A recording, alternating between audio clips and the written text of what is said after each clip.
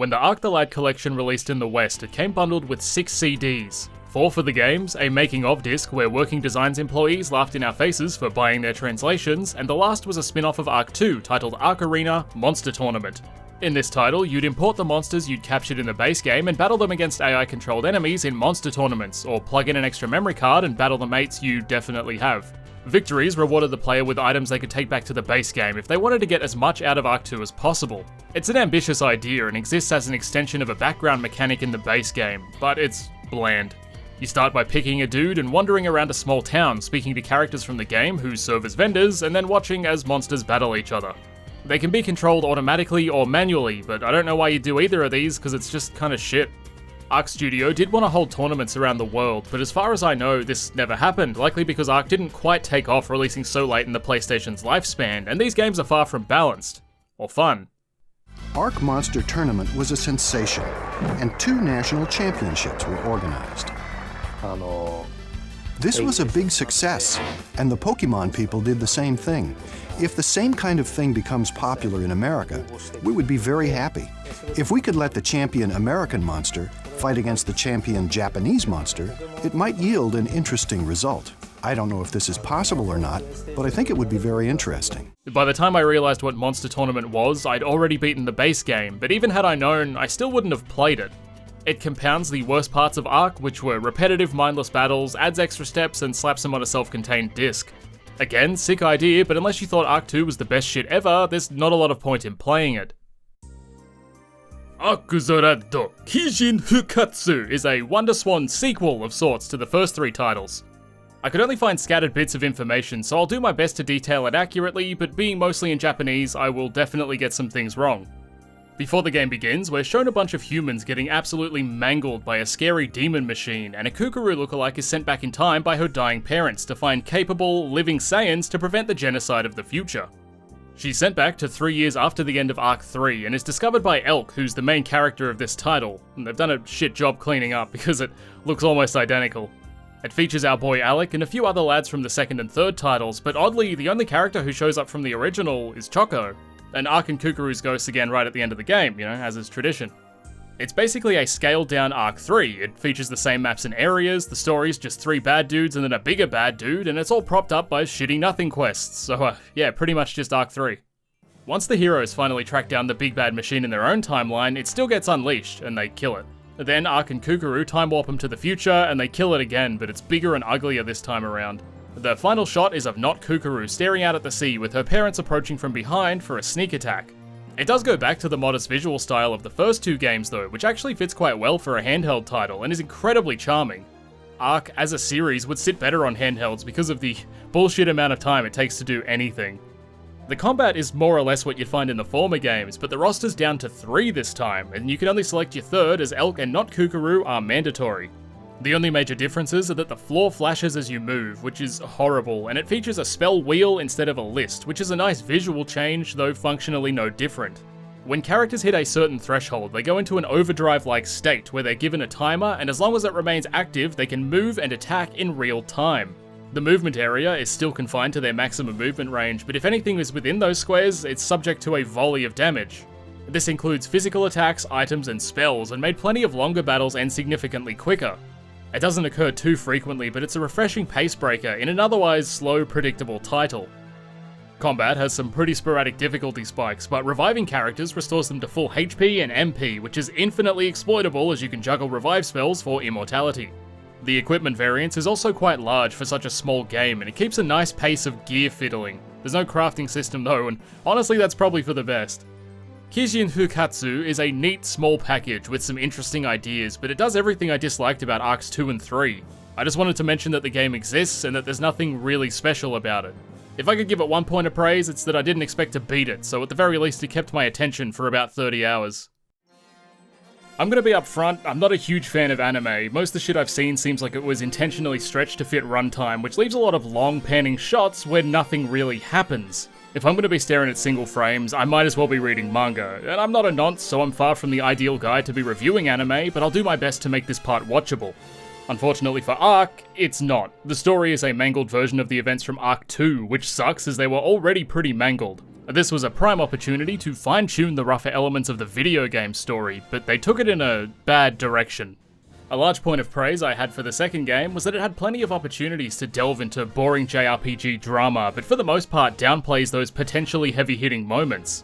The anime is an anime, which means the dialogue either consists of over-dramatized teenage emotions or exposition, and it makes for an incredibly difficult watch as I rapid-fire between cringing and being immensely bored with each subsequent line.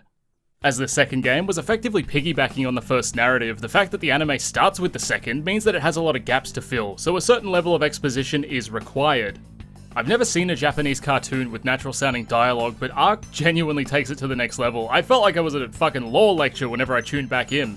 Whoever penned the script and directed the voice actors did a piss poor job, and they clearly weren't briefed on even minor details, such as character names. Quite early in the English dub, the character Tosh is referred to as Toshu not 1 minute after he's called his correct name. I know that older anime was a little more questionable in terms of quality control, but surely basic checks of character names is something you can figure out. Yes, I want the power of darkness.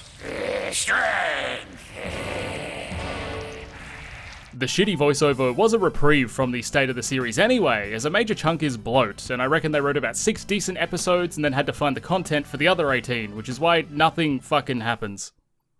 A wholly new addition to the series is Glasses, the new evil bad guy who's manipulating all the key players from the game, and every time he appears before the final encounter is nothing. He shows up, vaguely attempts something, gets deterred, and then bails, and that happens 6 more times before people start taking him seriously. Most of these are spurred on by Elk and his childish nature. Far too often, he'll have a face-to-face confrontation with Ark, get absolutely humiliated, refuse to believe that he's not the ultimate evil, and then everything goes back to normal for an episode or two. Elk was a fairly neutral fella in the game, but in the anime he's an annoying bratty child who always gets his way or he has a cheeky little tanty. He might honestly be one of the worst characters in media ever, and I exist in current year where everyone's a sassy, wisecracking genius who responds with the perfect quip at the drop of a hat, so I firmly understand unlikable characters. To add to this, Elk becomes a pathetic Nancy boy when he loses his fire powers for an episode or two, but upon their return he's right back to his obnoxious self. His struggles with PTSD are brought up a handful of times, and we get a bit more of a flashback to his clan. You can tell it's his clan because they all wear the same headband, presumably to stop their brains leaking out of their ears.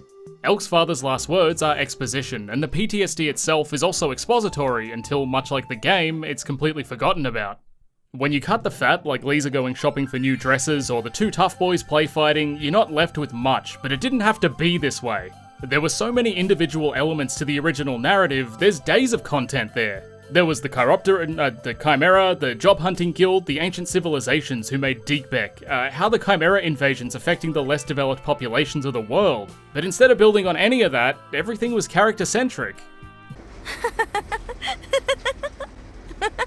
Take, for example, one of the better episodes about an old man who's loosely got his Chimera transformation under control and takes intentional steps to isolate himself to avoid causing harm, while also taking care of a blind Chimera child. The episode begins with Elk being really nice to the girl and giving her money for no reason because he's a really nice guy. Then he gradually discovers her living conditions and that not all Chimerae may be as bad as we think. A researcher tells of a potential experimental cure for the monstrous condition and sends for an escort for the man. Before he's summoned to undergo experimentation, however, the townsfolk raid the Chimera fella's house and kill him, demonstrating that no matter how complex an issue, society has to accept it first and want to help the afflicted. On top of that, his transformation and self-antagonizing also show that to help someone, they have to want to help themselves first, or they end up a causeless martyr. But none of that matters, because the episode ends with Elk giving the now guardianless child her pendant back or some shit, and the moral is that Elk is a really nice guy to the kids. Every time they get close to a moving moment or an interesting premise, it's completely undercut by narrative cop-outs, such as the conceptual idea of darkness being the explanation for pretty much everything. The darkness is controlling people, it's making them greedy, sadistic tyrants, it's responsible for creating Chimera, and it believes in a thing called love until Lieza becomes controlled and stabs Ark with a knife, covered in darkness. I guess in the end, all it really took to open the Ark was a plot contrivance. And a knife. Then there's the Crusade Without a Name. The Crusade Without a Name. The Crusade Without a Name. The Crusade Without a Name. The Crusade Without a Name. He's a member of the Crusade Without a Name. The Crusade Without a Name, belonging to the Crusade Without a Name. The Crusade Without a Name. The Crusade Without a Name. How did he first become involved with the Crusade Without a Name? You know, the Crusade Without a Name. Alright, you're not the Crusade without a name. You've got a name, it's oxymoronic, like the dumbass who wrote this fucking shit. Just call yourself the Crusade, or the Happy Friendly Collective. The name doesn't matter until you say you don't have a name, and the name you use to describe that you don't fucking have one is longer than most names! Ark's big royalty reveal is front-loaded too, which makes more sense than the game, where it's dropped in a fleeting moment and doesn't really matter anyway. Though it does beg the question of why they needed to focus so much on the events prior to the series starting, when regicide is a perfectly legitimate motivation for Ark to act. It seems like they're just double-treading the same plot points, scraping for legitimate character motivations. And boy did they fail. The Happy Friendly Collective linked up with the White House and Glasses to place even more pressure on the protagonist, but Specs has a secret agenda. He wants to become the darkness, whatever the fuck that means. He uses Lieza to unseal the Ark because she's special in the anime, not just Kukuru, and then Ark Mega Blasts him with anti-darkness powers, and he dies. Now, here's the shit the game got way better, primarily the ending. Nobody dies in the anime, even though it was pretty largely foreshadowed, with Ark getting acquired immuno-darkness syndrome. The world is also saved in the anime, and the ending's the most generic shit I've ever seen. They literally run towards the camera, jump, it freezes on him in the air, and then pans out and plays some fucking anime music, as opposed to the game, where the world's ruined and turned into a mass grave. Surprisingly, the airship chase scene fared better in the game too. The sprites and primitive 3D conveyed a much more urgent pursuit where tensions were running high. The animated variant featured a conversation between the two heroes prior, naturally full of exposition, and was followed by a dull chase scene, also full of exposition. The animation doesn't help either, it lacks the required speed to feel like a schizo child trying to capture a fully grown man. Overall, the animation is a weak point of the series, nothing ever feels urgent or snappy, it's all long and drawn out, and the storyboarding must have looked like dog shit, or maybe it just had a really low budget, I don't know.